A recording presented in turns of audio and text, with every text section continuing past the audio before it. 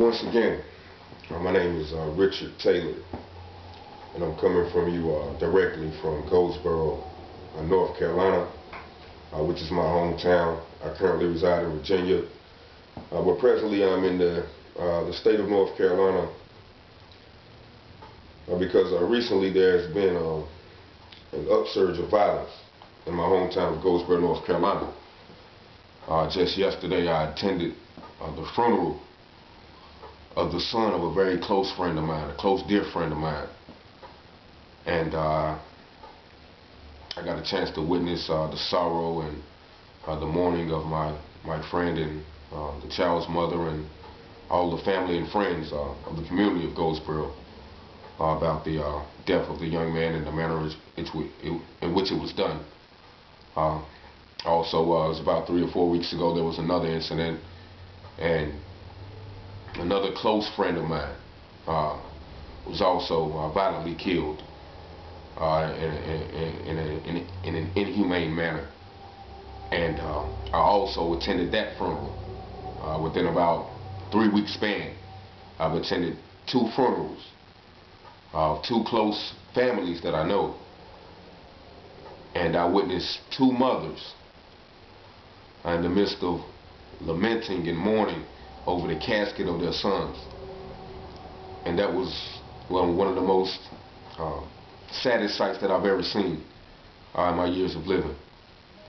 I also watched 2 fathers have to stand strong while their seeds were buried before their time. And I watched, numerous friends and family members come to support in both instances.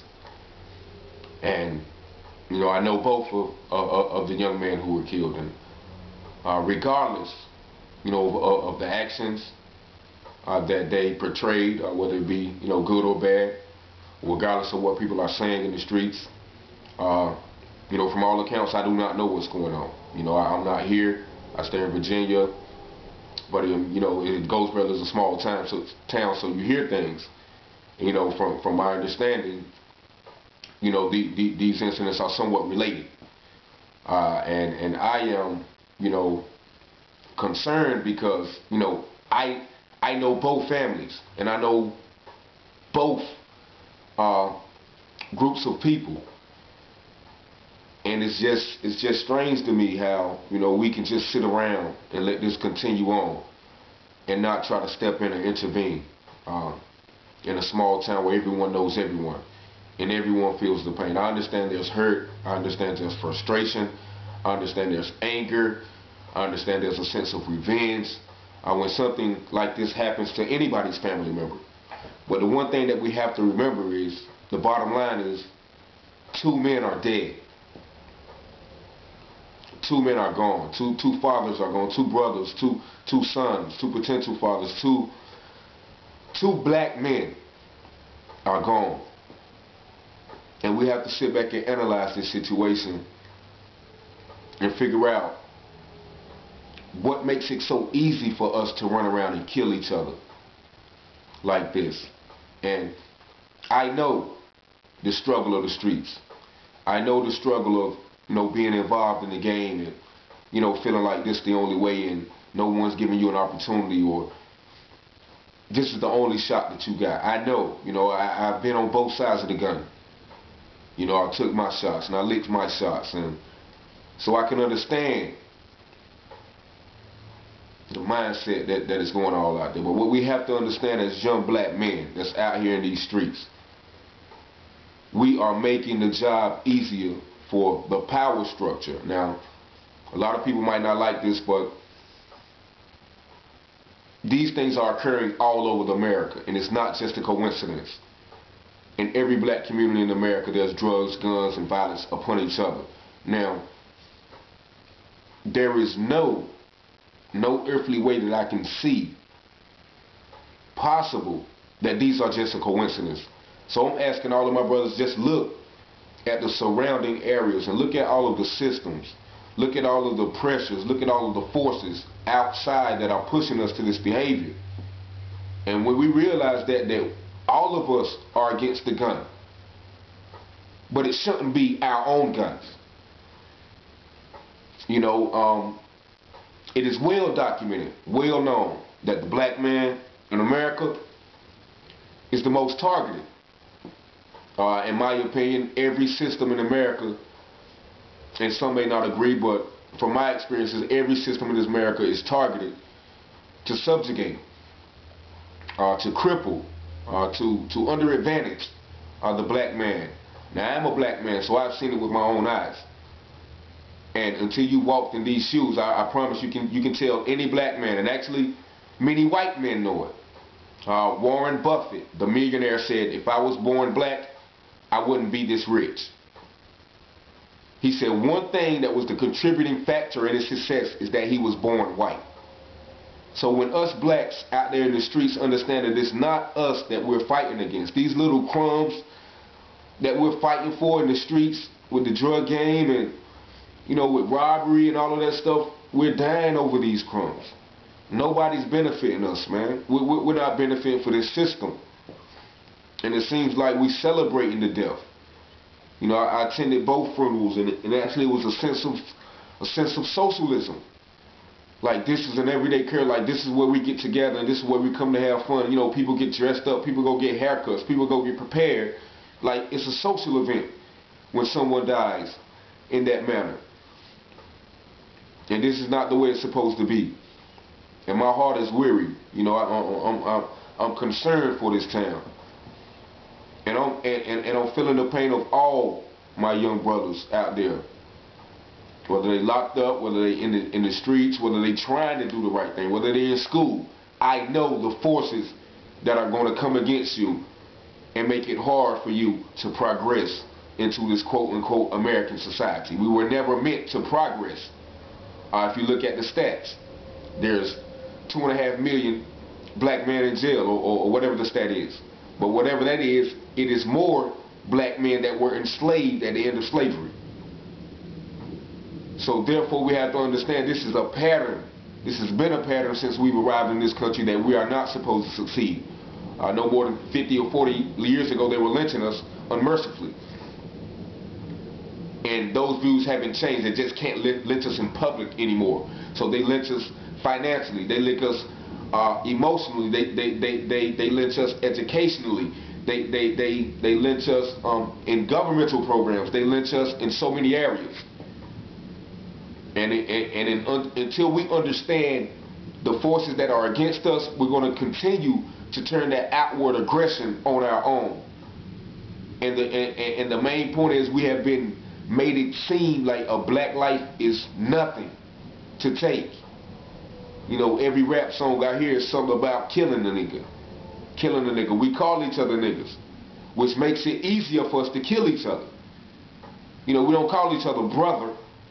You know, if you call someone brother, it'll be harder to kill your own brother. Because the root word of brother is other, which is your other self. And, you know, we have to understand that we are in a dire situation. And it's going to take everyone involved, from the highs into the lows, to see what we can do. When we see something wrong, when we see brothers standing on the corner, let's go talk to them. Let's go understand where they're coming from, what they want, what they need, what are they searching for. What we're really witnessing is a revolution. How these young guys see all these hypocrisies. They see the injustice. They see the persecution. They see the prejudice. They see the police all in their neighborhoods every day. So it's vivid. It's plain to them. And so I don't understand why everyone else can't see it. I put the black man's position in America like this, and I'm going to bring this to a close. There's two lanes in this race. One's for black men and one's for everyone else. Now on this lane in the race, the playing field is level on the surface. But when I start running my race, I come to find that there are landmines all in my race. And every time I take a step, something blows up and I have to dip and dodge. While all the other people in this lane are just riding all along. And sometimes in their lane, they even have accelerators in their lane to push them forward. But all the while, the black man has all of these bombs, disadvantages, stereotypes, labels that are in his way. And us that are running in that same lane And when the bombs start going off, we take out the frustration on each other and try to survive by sacrificing one another. There's no reason that why we can't come together, old, young, you know, balling, whatever you're doing in the streets, to come together and try to, you know, bring some sense of respect back to the game if you're gonna stay in it. Some sense of, you know, loyalty back to the game if you're gonna stay in it. These are things that are missing, and it's not only in the game; it's in the homes too. You know, of course, there's a lot of lack of black fathers because the black man has been economically castrated to be able to provide for a household. And you know, there's so many factors to this, but I'm not going to harp on this. But I want to, you know, revert back to my hometown of Goldsboro, and you know, from what I understand, the surroundings and the atmosphere is ripe for more acts of violence. And you know, it could be your child next. It could be your child and it'll be innocent bystanders. It'll be you could be on your way to church and your car get hit by a stray bullet by someone you could have talked to earlier in the week. So let's all examine ourselves and take off all our rose-colored glasses and really get to the bottom and admit, yeah, there are some problems on both sides of the spectrum. There are some forces that really do want black men running around here killing each other. And those forces do have influence around this town. And I just want everybody to realize that I am out here with you. You know, I faced the gun. I've been out there in the same dangers, doing wrong, with the same mindset. Yeah, like yeah, I'm ready to go. But now it's a different mindset. I'm still ready to die. But if I die, I'm going to get out there right there on the front lines with you. But I ain't going to be against you. I'm going to be for you. And I'm willing to put my life on the line in that manner, with you, not against you. You know what I mean? So everybody just take this message to heart, man. I love everybody in this town of Goldsboro. I love this city. And I love all my brothers out there, whether you claim in the north, you claim in the west, you claim in the web, you claim in the jungle, you claim in the old. It don't matter. We don't own none of that. We claiming streets and sets that we don't own. If the authorities in this town right now wanted to shut everybody down and put us in the jail right then to take us off of all our so-called sets, they can do it. And we running around here killing each other over a quote-unquote street that we don't own. We don't own none of this. And we killing each other for crumbs. And our babies growing up looking at the same thing, growing up with the same coldness that they can take a brother's life. I ain't gonna say nigga, they can take a brother's life and it's just like, yeah, I did something right. Because that's what my daddy did. That's what my uncle did. I'm pumping because that's what my cousin did. I'm pumping because I saw somebody else do it. So we got to take a stand now in order to stop the next generation from going through, you know, the things that we are seeing now. I'm not going to say anymore, but like once again, my prayers and hearts go out to both families, and I'm asking everybody out there with the guns, man, no retaliation, man, no escalation of beef, man. It's not making anybody no murder. Yeah, it seems alright when your name in the paper, you know what I'm saying, and you get your little 15 minutes of fame, but then when the smoke clears and the gates shut, and the years and the calendars keep flipping and flipping and flipping, then you'll be like, whoa, man, 2 seconds, a trigger finger got me where I'm at today. So I'm going to give all honor to God the Most High, my Lord and Savior Jesus Christ, and I know that He reigns supreme, but He's not going to come down from heaven unless we do something. Prayer is wonderful, but prayer without works is dead. Prayer without works is dead.